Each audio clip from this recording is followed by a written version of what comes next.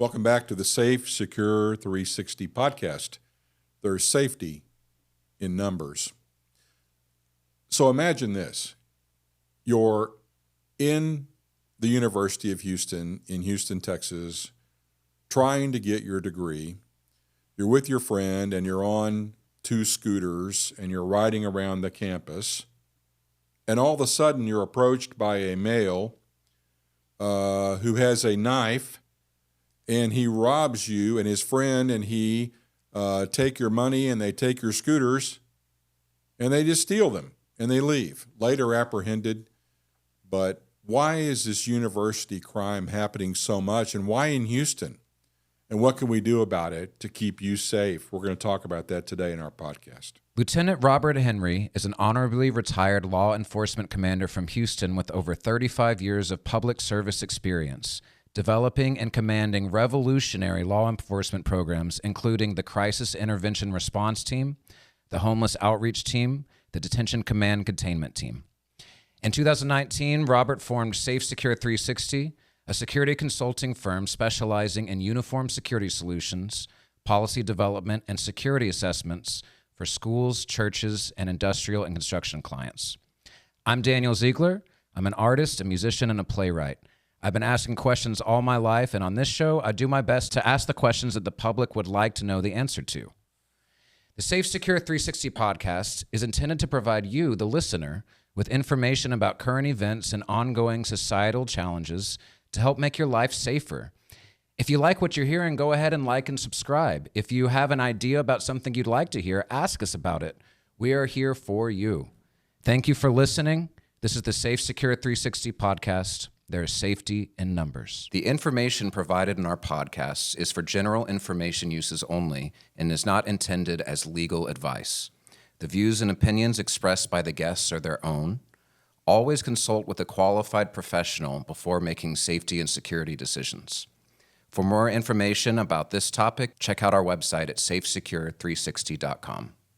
Thank you for sitting down with us today, Robert. I'm Daniel Ziegler, and I'll be asking questions today. I'm joined by Robert Henry, who we work in the Houston area. We work here at SAFESECURE 360. You're the president of a security firm. So this is a close-to-home thing that we've been keeping an eye on. Just in the last couple of weeks, in February 2025, there were two scooters robbed. There was a student raped at knife point on campus, and there was a cell phone stolen at gunpoint. These all happened within a week or so of each other. This is like a crime wave level thing going on at University of Houston. What should we understand about this as we start to discuss more and more what's going on here? You're just trying to go to school, and you're just trying to learn. And these external influences are coming at you very quickly. The University of Houston Central Campus, where this is occurring, is a pretty big place, pretty big campus, and it's surrounded by what I would call a transitional zone of housing and blend of industrial before you get into the downtown area, metropolitan area of Houston. So in that circle that's kind of surrounds the University of Houston campus, you have multiple levels of income and multiple levels of housing value, and you have a lot of problems sometimes in those transitional areas with crime. So these are typically not other college students that are deciding to rob you or deciding to sexually assault you at knife point.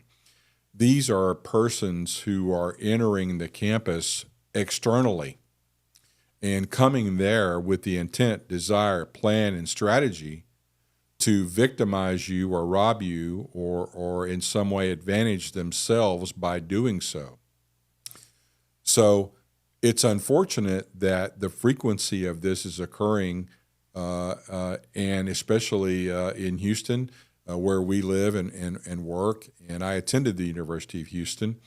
And I think it's just unfortunate that this is happening. So we're going to talk more about what we can do to be safer and what we can do to be more secure in our daily activities while we learn.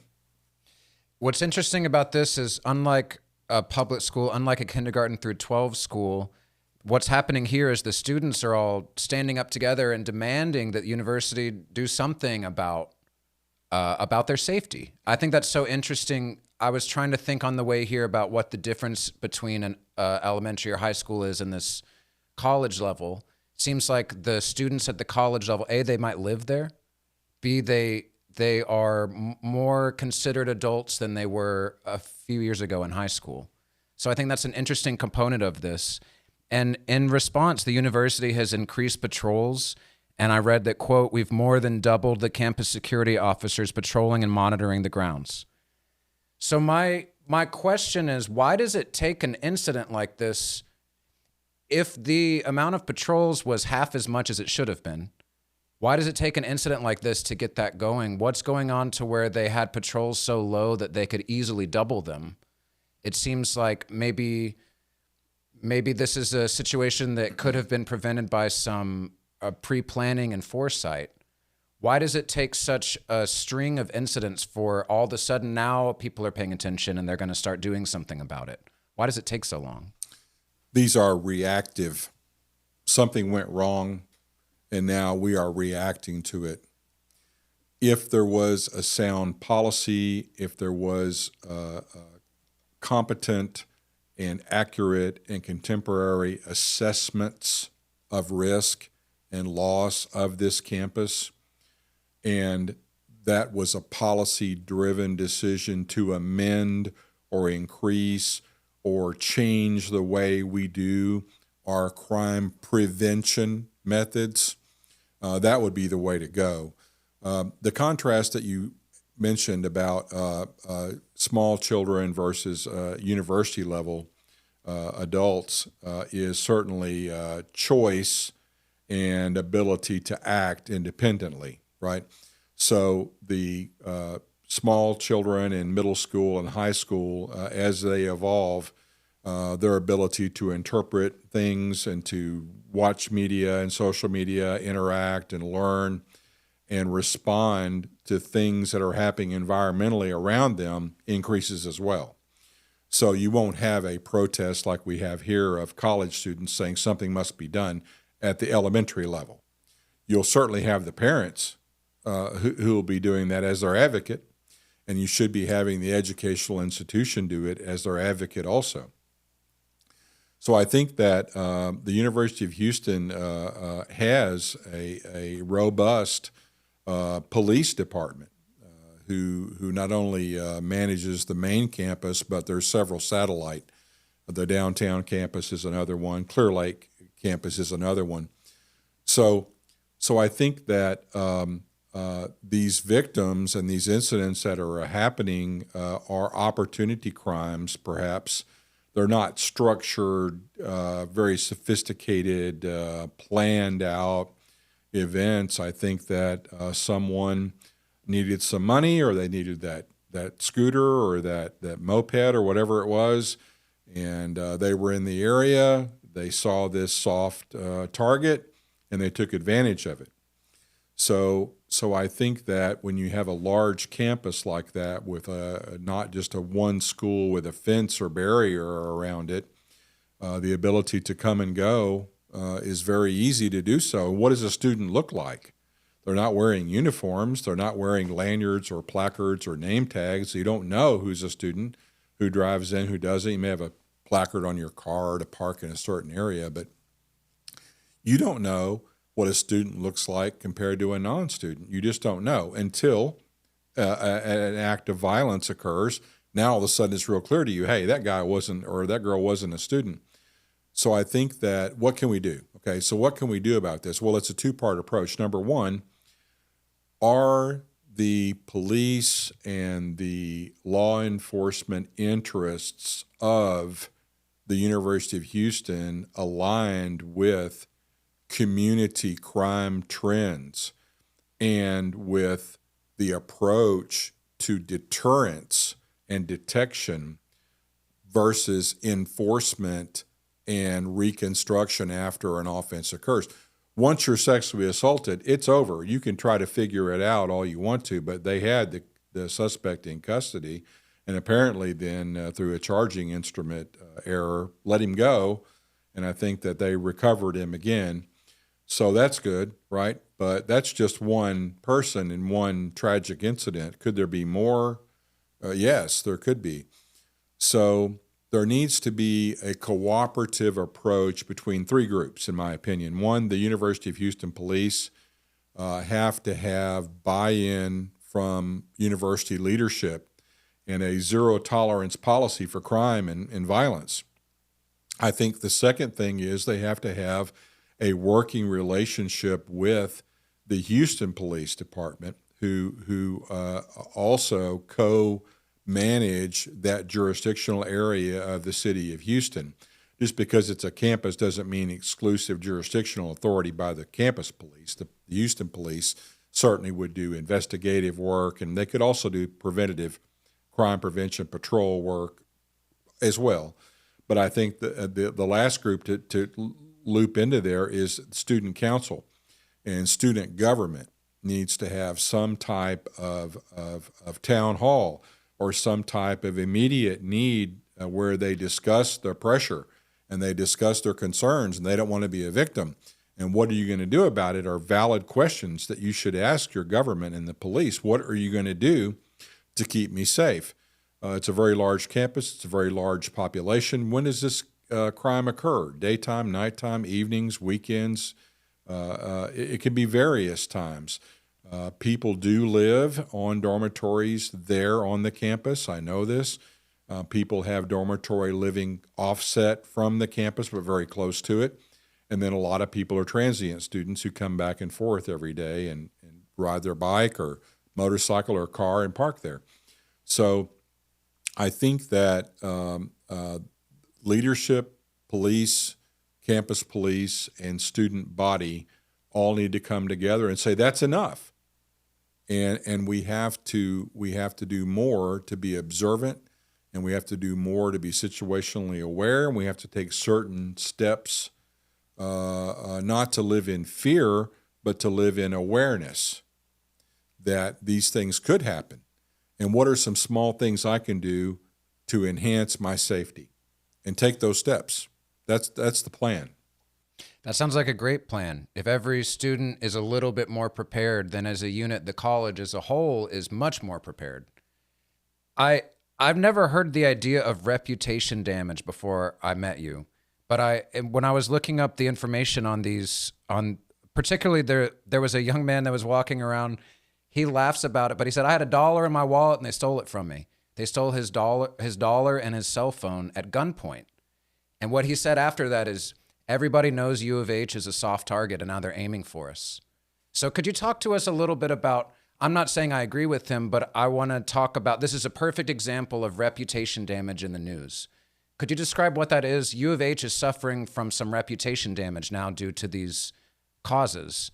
What is it, and how would they go about, what's an idea they could start to follow to go about recovering from that? This university is certainly suffering from some microscopic analysis about how they feel about crime and prevention and how they assume the duty protecting the student body, right? They're certainly under that. I don't know if it's reputation damage yet. That'll be determined once we see a response or reaction to how this goes. So I think that the college, private or public colleges, are financially driven as well, right? Some of them have good reputations for safety, and a lot of factors influence that.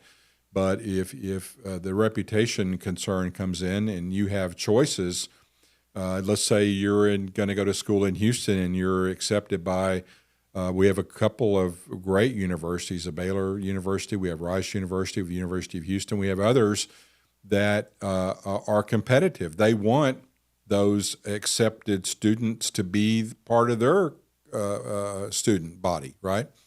So if you see or hear of an unsafe thing or something happening at one of these schools, it may influence you or your parent or you to go somewhere else if you can afford it, and if you are accepted. So it certainly influences you as to where to go. So I think that liability concerns are certainly there as far as the college doing what is reasonable, in my opinion, even going further than what is reasonable to predict and prevent, identify, and early detect these types of vulnerabilities that they may possess before someone takes advantage of them and victimizes people again. Robbing someone at gunpoint for $1 is the same penalty group as robbing a bank with a gun. It's aggravated robbery. You're using or exhibiting a deadly weapon in the course and commission of robbery, in the course and commission of theft from that person. So the penalty range is the same. So that's kind of strange, right? So I think that these people are calculating these crimes, and I think they're opportunity crimes, and I think that visual deterrence of police patrols and perhaps even undercover or plainclothes officers on the campus gathering intelligence and being in certain areas that are more of a risk may be a good approach also. But I think communication between the student body and the faculty and staff and leadership is critically important, because they may sense threats or they may see something and need to say something about it. And if they do, is that information received and acted upon quickly? So there's ways around this to recover these situations, but it's going to take action and communication and a cooperative nature between all of them. You mentioned earlier the university taking a preventative approach at registering what crimes may possibly happen and solving that. How do they do that? What process would they go through? Do they need outside help for that? Is that something that they would handle in their own? How do they look at their whole campus and figure out what might happen here? Well, certainly the campus itself is private property. The campus itself is, although accessible to students, to faculty, to visitors, to other people who have some interest or business there. However, without strong gates, fencing, signage, things like that, prohibiting trespassing onto these grounds, certainly you can have that inside of buildings, but a lot of these things are happening in the open. So it's very difficult when you have a large footprint of real estate like the University of Houston Central Campus to be able to cordon them off or to say, hey, look, you shouldn't be in this area unless you're a student or have business here. So it's very difficult to do. So what you can do is identify areas that you think are vulnerable. Perhaps if you look at vulnerability during the daytime, which areas are traveled more frequently? Vulnerabilities during the nighttime, which areas are not perhaps lit as well as they should be? What areas are not in close proximity to an emergency blue light call box, for instance? What areas in the parking lot or in a high-rise parking lot or in some other method that's isolated? How does that work as far as detecting or preventing something unusual from happening? So I think the administration, the police, and the students all together need to follow that simple thing. We say it all the time: see something, say something. Something doesn't look right, or something doesn't look normal, or there's some type of something's wrong. In some situations, that can work.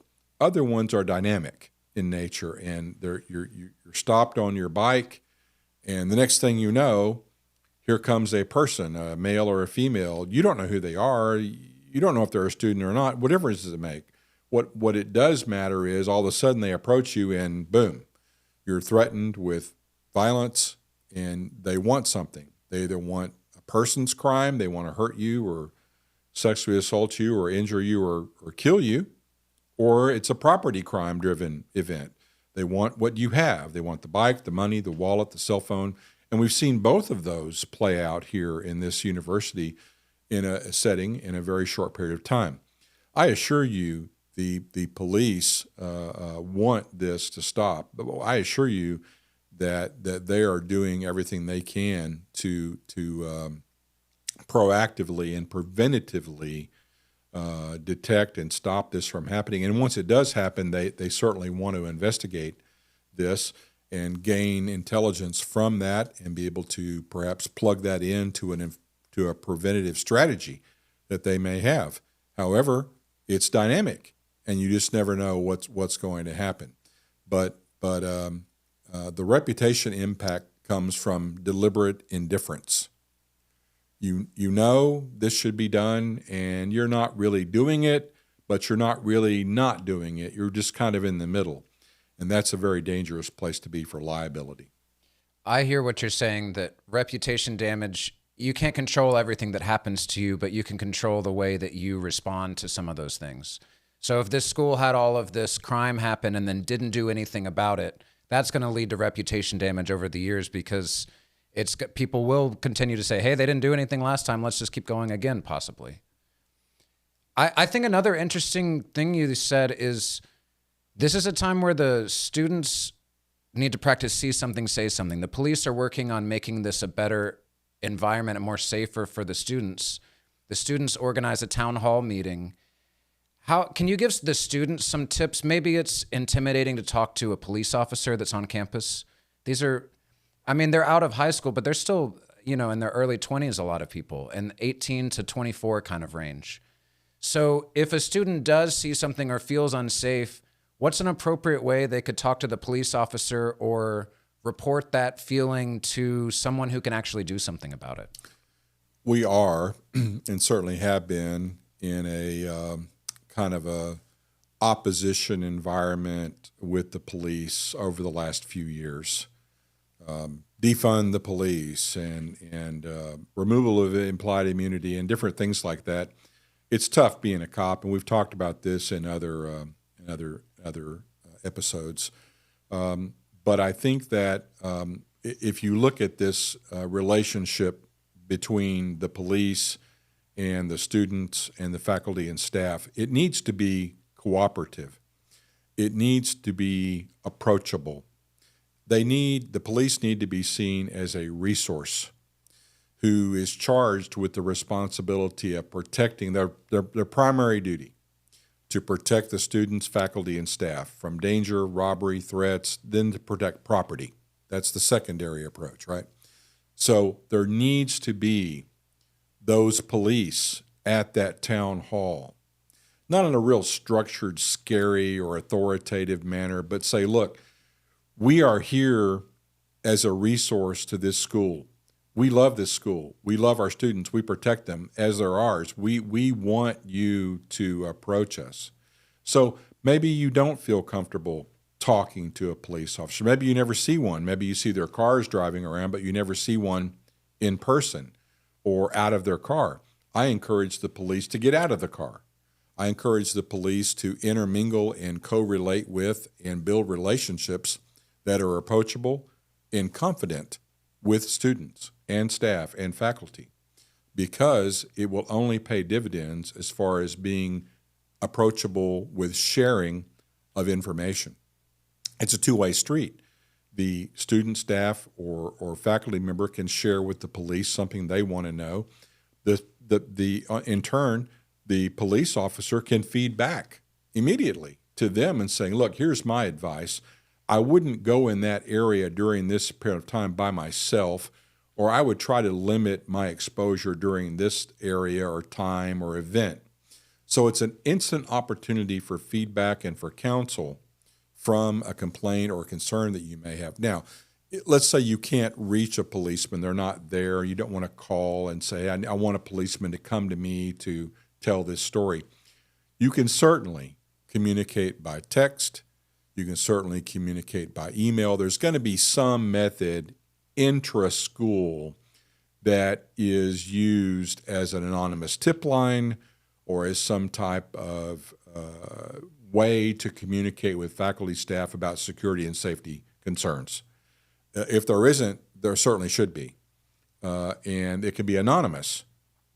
So a lot of times people don't want to call the police or be involved in the police and be known who they are. They have a valid concern. They have a valid thing they want to say to protect themselves or others. They want to report a suspicious thing or something that's happened, but they don't want to be known. And that's okay. So if that's your situation, use technology, use social media, use a text, use an anonymous phone call, use a call box somewhere if they have the blue light call boxes to report something.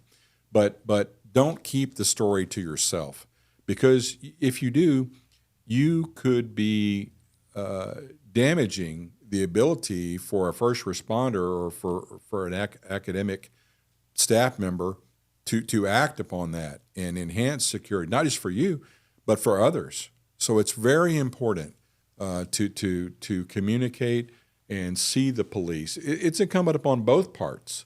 The police need to be approachable and trustworthy, and the students need to be more confident in their ability to have that and develop that relationship. It's a two-way street. And this is a chance for those two entities that, like you said, over the last few years have sort of, especially students and police officers, that's probably the biggest divide between police officers that there are. But this is a chance for them to all work together and to see the value in each other. I think that's so interesting that at a town hall meeting, for instance, and there's lots of other places, but all the campus leadership, the students and the police, all joint parties are there experiencing the same thing together. I think that's a really constructive thing, that they can all air grievances. And remember that the police, when you're a student, you may not feel this way, but the police want to help you. That's their primary function, is to protect you. And so just by sharing the information, with the police, you might help their investigation, you might save one of your other students, but even more importantly, like you said, the police might give a piece of advice that could protect you and make you feel, be your reward for sharing what you saw with them. Is there we've talked about police, that they should be approachable, they should be relatively easy to find, they should be active at working to make this better. And the students need to stand up for themselves and say, hey, we're paying money to go here, protect us. This is our agreement we have here. What can the school leadership do that's different? Is there something, is it time to write new policy necessarily? Is it time to get a security assessment? What types of things should they be thinking about right now? You are either responsive or reactive to a bad situation. If you can get ahead of it and assess risk and potential loss, and then take measures to overcome them before they become a problem, that's the best approach. A competent security assessment of the campus, the buildings, the access controls, the lighting, the AEDs, the medical responses, pathways, landscape, lighting, parking lot signage, all of these things are very important when you attempt to affix a competency to your security policy. The policy tells you what to do, what's important, how to do it, and what to do if something goes wrong. So I think that policy development, and I think that reanalyzing priorities about why are these property crimes happening, why are these persons crimes happening, and what can we specifically do to change our approach perhaps to make the student body less vulnerable is a good plan.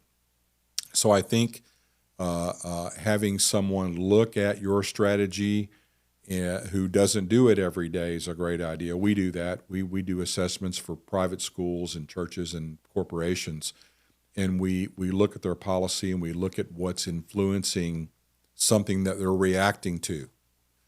And we'd rather have a response than a reaction. But without that planning, without that scenario-based tabletop that's driven from a town hall or that's driven from communication and approachability, it's hard to do. But I think that's the roadmap for success, is communication, competent policy, reanalyzing what's going on, and then educating people as to what they can do personally to enhance their safety. A healthy leadership would be a forward-thinking leadership that is ready to update or change when things change. You can't affect how you, again, I said it earlier, but you can't choose what happens to you, but you can affect your reaction to it. And the more prepared you are, the more forward-thinking you are, the more you welcome words from the students, words from the police, words from the parents that are, the more you welcome that, the more you can be prepared for it. Are there any other thoughts you have for any of the members involved, the police, the students, or the leadership, that could help all of them feel more confident in their school? It would be a shame for the students that are going to school to just write off their school right now. And maybe one thing is just hearing us say that there is a response by the school to really change how they're dealing with safety. What else could any of these members hear, or what other ideas could they take away that would maybe give them some confidence back? I'll broaden this topic to go beyond the University of Houston. We have many campuses and many colleges here in the Houston area and certainly around the country. This isn't just the University of Houston that's having that. This is their week or couple of weeks where they're on the radar, and unfortunately these things have happened, but they happen all the time at many different locations, campuses around the country, and in Houston too. So it's not why isn't the University of Houston taking this seriously? I certainly think they will and are. So I would broaden the scope of this to all campuses to think about what their security protocols are and what their security plan is and how do they address these things that are very necessary. Because if you do that, your chances of reducing risk is good. And I think that this will pass. There's a big emphasis now on extra patrols and more security and more and more and more.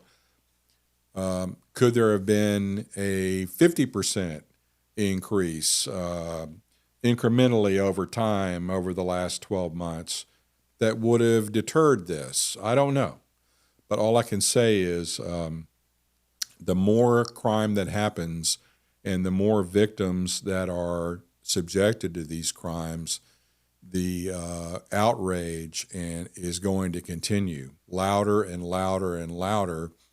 And certainly you expose yourself in many areas to liability issues about providing a safe environment for your students to live and go to school and be in. So I'm optimistic that the University of Houston will be the great university that it's always been and will address these issues with their very competent police department, and this will be something that will be in the past soon. Well, thank you so much for talking to us about this today. I agree, and I love the main idea of this is that there's, at any college campus, there's a security force, a police force, there's a leadership, and there's the students. And in the best scenario, these people all work together to make a safe campus. And that's what we're hoping happens in the University of Houston, and that's what we'd love to continue to see. Students, take some heart that in Houston this week, students came together and had a town hall meeting. Government members flew in for this. I read a representative that was really into school safety flew down to help them verbalize what they needed to, and the response from the leadership has been welcome. So that you have power, like we always say, there is safety in numbers.